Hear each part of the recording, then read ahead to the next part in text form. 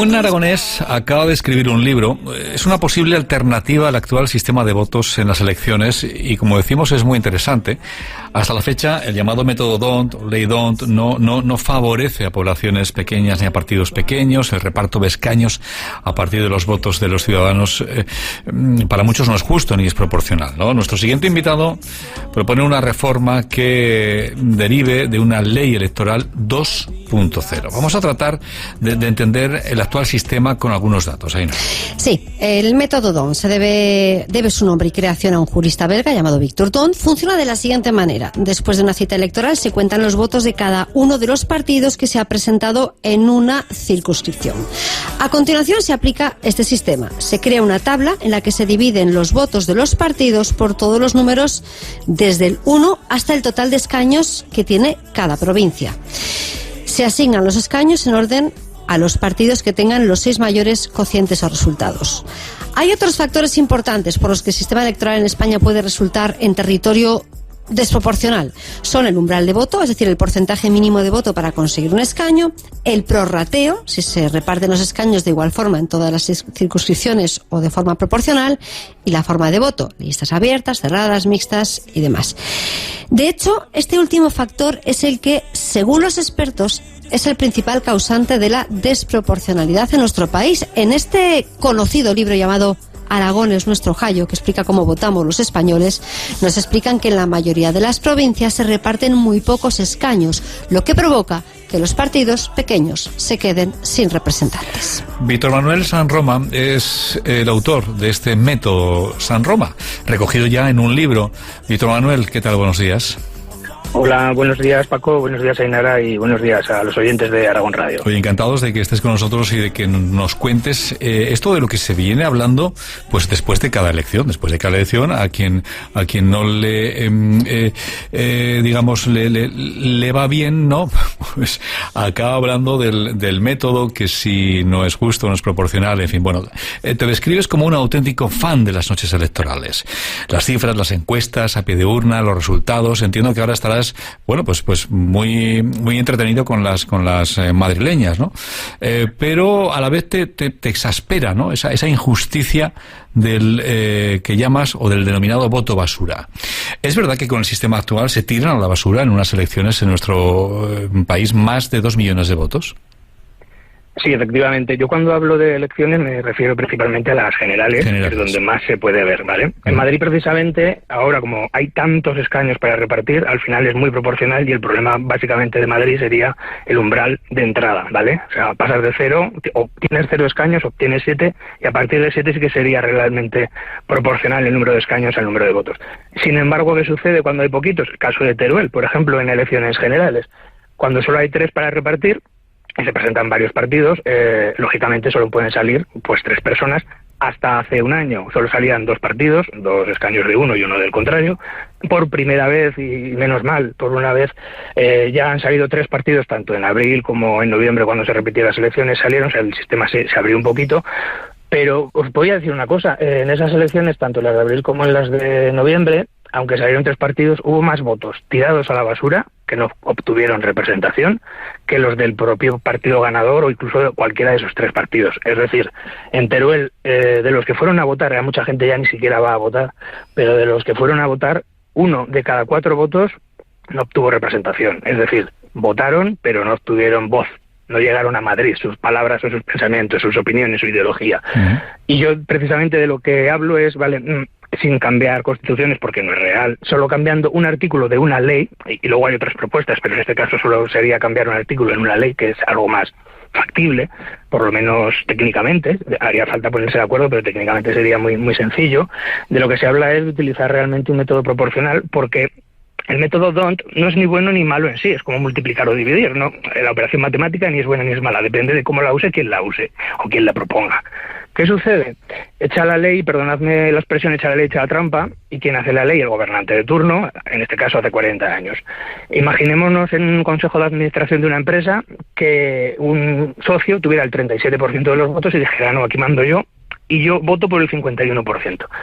No nos lo imaginamos. Tú votas por el 37% y tus acciones, etcétera, son el 37%. Y tu poder en la empresa es el 37%. Si alguien tiene más, tendrá más poder que tú, se hará caso a esa persona, y si alguien tiene menos, pues bueno, se podría liar.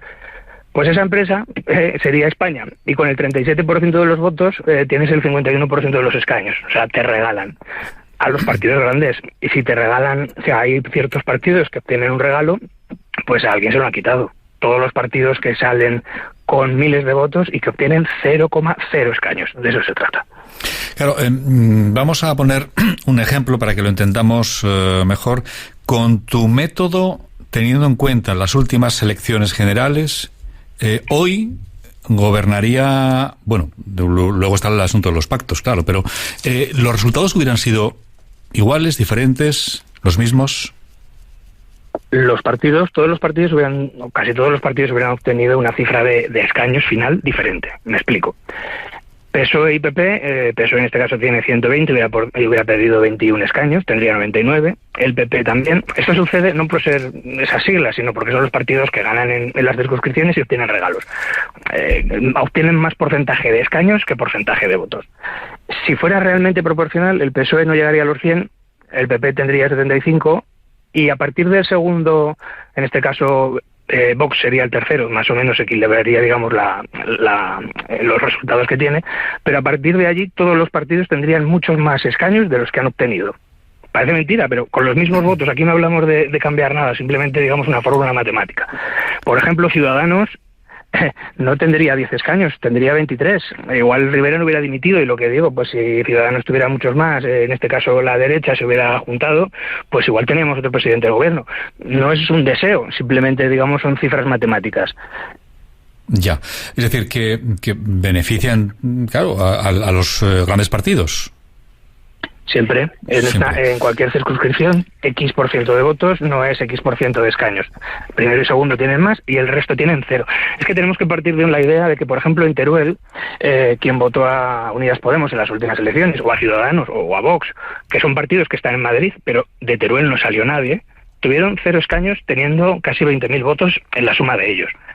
Pacma es otro ejemplo que no está en Madrid, ¿no? Pero a Pacma lo votan en España 225.000 personas. Hay muchos partidos que con menos votos están. No se trata de quitar a nadie ni de poner a nadie, se trata de ser justo, sobre todo con el votante. Pero pensemos que si de 47 millones de españoles que somos, 37 están llamados a las urnas, ya para empezar 10 millones no votan. Claro, no votan porque el sistema no les gusta, no les interesa, o porque están impedidos, o deciden libremente pues no ir a votar. Pero si de esos 24 o 25 millones que van a votar, a 2,5 millones les dices tu voto no cuenta porque has votado mal, estamos favoreciendo que el sistema funcione. La democracia en sí, digamos, se ve un poquito más como en peligro, ¿no? Técnicamente no es ningún problema. Hace 40 años que se hizo esta ley, está bien, pero es mejorable. Entonces, claro, de lo que se trata es de modificar, modernizar y dar voz a la gente, y si le das voz, que tenga una representación. Claro, pero si a los grandes partidos no les beneficia, no sé qué posibilidades hay de que esta petición, de que esta reforma que propones se tome en cuenta, en consideración. Claro. Sí, no, es la pregunta que me hacen todos. Yo también digo una cosa, solo afecta negativamente a 2 partidos. ¿Qué sucede? Dice, no, es que entrarán 20, o sea, entrarán nuevos partidos. Digo, ahora hay 19, entrará uno más, según las cifras que yo tengo, ¿vale? Pues el tema es, si entran más partidos no tiene por qué ser negativo, al revés. Es que el 95% de los partidos se vería beneficiado, y si nos fijamos en la mayoría de los programas electorales, como comentaba esto al principio, el día después todos nos quejamos. El día de antes nadie propone nada, pero muchos programas electorales hablan de una mayor proporcionalidad. Ponte es proporcional si tienes mucho que repartir, pero más de media España reparte muy poquito, entre ellos Teruel, pero 3, 5 o 7 escaños son muy poquito, y todos los partidos deberían ver, yo creo que lo ven, pero les hace falta por lo menos intentarlo, porque sí que es verdad que se ha intentado, pero la última moción de censura, por ejemplo, también acabó con una reforma que se estaba haciendo. El voto rogado hace poquito también se estaba hablando, pero no se ha podido terminar. Entonces, sabemos que los plazos son muy dilatados y bueno, se va despacio en estos sitios. En la política yo ya entiendo que digamos, puede ser lenta en ese sentido, pero el beneficio... También digo una cosa, primero y segundo partido, si son beneficiados en contra de la opinión de los votantes, porque les interesa tener ese premio. Sería honrado decir, oye, vamos a modificarlo. Y imaginémonos un partido de fútbol en el que el Real Madrid jugara contra el Zaragoza y en vez de empezar 0-0, empezara 1-0 con el Madrid. Yo igual no iba ya ni a verlo. Ya. Entonces, empecemos realmente con una igualdad real y demos realmente pues a la gente lo que se merece, a la gente, a los votantes y a los partidos. Oye, Víctor, más allá del método de recuento de votos, propones una reforma muy interesante, con epígrafes muy interesantes en el libro: campañas electorales de 7 días, eliminación de la jornada de reflexión, creación de escaños vacíos, elecciones más baratas, etcétera, etcétera. Sí, las elecciones son muy caras y realmente se podrían hacer mucho más económicas. 170 millones de euros es lo que nos cuestan las elecciones generales cada vez que ha habido. El año pasado, en el 19 hubo dos. Simplemente con el tema de papeletas, haciéndolo de otra manera, como yo propongo en el libro, se ahorrarían pues 2 millones de euros en papel y 1.900.000 euros, en sobres, porque se podrían incluso eliminar, pero ajustando, digamos, de una manera mucho más eficaz el tema. Y luego también está el mailing que todos recibimos en casa. Luego lo pagamos todos, o sea, lo paga el partido, pero al cabo de un tiempo recibe una subvención si consigue escaño y tal, ¿no? Pues resulta que no se pusieron de acuerdo para hacer un mailing conjunto que hubiera sido más económico para el país, para los ciudadanos y para que los impuestos luego pues o bajen o ese dinero se destina a otras cosas. Veo que eres de los que piensa que la jornada de reflexión no vale para nada. No, porque es un único día en el cual ya tienes todo el mundo la decisión, y el que no la ha tomado el día de la jornada de reflexión la puede tomar perfectamente en el momento de ir a votar, porque de hecho las campañas electorales no duran 7 días o 15, o sea, efectivamente duran ese tiempo, pero las precampañas duran meses. De Madrid hace una semana que empezó la campaña, sin embargo hace meses que escuchamos hablar de ellos. Sí, es cierto, sí. Y campañas electorales de 7 días, claro, eso también abarata, porque el mensaje en 7 días es más que suficiente, ¿no? Para que cale o no, ¿no? Es que el mensaje lo habrás estado dando antes, salvo la palabra vota X siglas, lo demás lo puedes decir igual y se dice. Y de hecho, la ciudadanía también reclama, por ejemplo, que las banderolas se vayan quitando, que no se vea tanto gasto. Tenemos todo el tema de Internet, de las redes, etcétera. Y también hay que tener claro una cosa: todos los partidos, la información que nos dan podrían estar dadas a través de la televisión pública, de la radio pública, en las horas que corresponda, ampliando ese espacio, y una web pública que no la hay, diciendo el programa de cada partido. Y si yo quiero saber lo que se hace en los 100 partidos, no me va a llegar. Me va a llegar el mailing de los que tienen posibles. Y los que no tienen posibles, los minoritarios, se ven todavía, digamos, más perjudicados.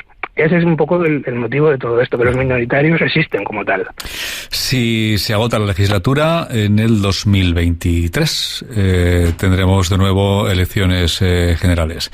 Espero volver a hablar contigo antes, porque nos parece muy interesante este trabajo, este libro, esta investigación que has hecho.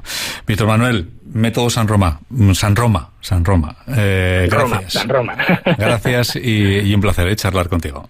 Gracias a vosotros y buenos días. Gracias, buenos días. Bueno, interesante este trabajo.